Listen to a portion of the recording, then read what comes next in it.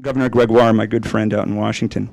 It's interesting that she would come out and say that it was so important for her to have an exemption on the same-sex marriage, where there was an absolute refusal to provide any sort of accommodation for pharmacists, even where there is zero evidence in a 12-day trial that there have been any access problems in the state of Washington. One of our clients, there are 30 pharmacies within a 5-mile radius that provide Plan B, and there was, and so it seems to me that a lot of this comes down to politics instead of principle. That that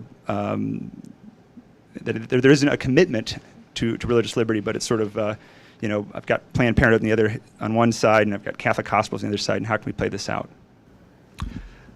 Well, it seems to me that one remark that I would offer in response to both questions amounts to a bit of a synthesis of much of what else we've been talking about.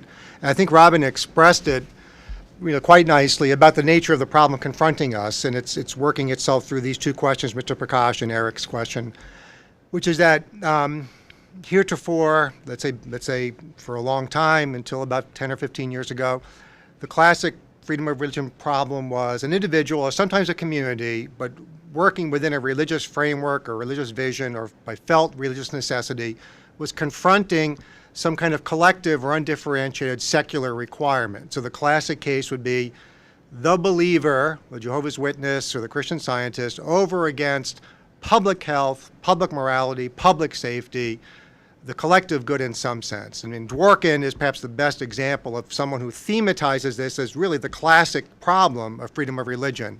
But we can see that's not the problem any longer. We really have now not only sort of individual and maybe small group rights in conflict, whether it's this number of women in the locale's access to contraceptives, or the pharmacist's right not to be involved in what he believes to be morally wrong, but you have even individual and small group rights of the same basic caliber. And that goes back to one of the things I mentioned earlier as something that's shifting underneath us as we speak, which is that religious liberty is no longer so distinct, both as a phenomenon and in terms of our evaluation of it, from anyone's right to decide who they want to be. So you have conflicts now between species of the same right, to make it plain and without distorting it. At least I think I'm not distorting it. And we don't really have a template for dealing with that. But again, the pharmacist is exercising, you might say, a right of self-determination and a right not to be interfered with in constructing a vision of what's morally required for that person. And the woman who wants Plan B, or whatever it is doing exactly the same thing, may even express that there's a kind of religious imperative at work in her family planning. But even if she doesn't do that, she's still expressing something that generically is like what the pharmacist is expressing. And then the state is called in to somehow arbitrate this dispute. No, the state's no longer, you might say, a party to the dispute, as it was when it was individual rights versus collective interests. The state's now the umpire. And that's pretty new. And we don't really know how to think about it.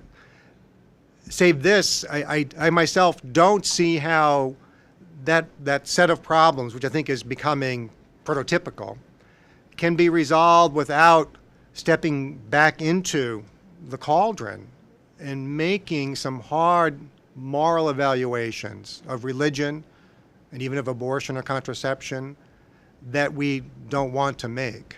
I'm not sure that that's the case, but I'm suggesting that it might be and probably is the case that when you have basically A and B, who from a certain perspective are undifferentiated, and you can only arbitrarily favor one over the other, because again, it's the woman and the pharmacist.